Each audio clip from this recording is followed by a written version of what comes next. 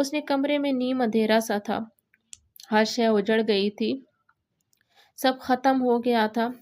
اپنے عکس کو دیکھتے اس کا دل چاہا وہ کانوں سے آویزیں نوچ پھینکے، نازک سا ہار اتار کر دیوار پہ مارے، چوڑیاں توڑتے زور زور سے چلائے، دھاڑے مار مار کر روئے۔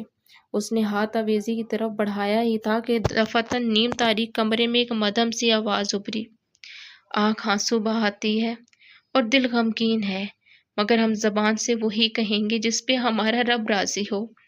آویزے کو پکڑے اس کا ہاتھ بے دم سا گر گیا۔ رسول اللہ صلی اللہ علیہ وآلہ وسلم نے کہا تھا، صبر صدمے کی پہلی چوٹ پہ ہوتا ہے، اور انہوں نے یہ بھی کہا تھا کہ جو شخص گریباں چاک کرے اور رخساروں پہ تماچے مارے اور جاہلیت کی طرح بین کرے وہ ہم میں سے نہیں۔ اس نے سر وہیل چیئر کی پشت سے ٹکا دیا اور آنکھیں موند لیں۔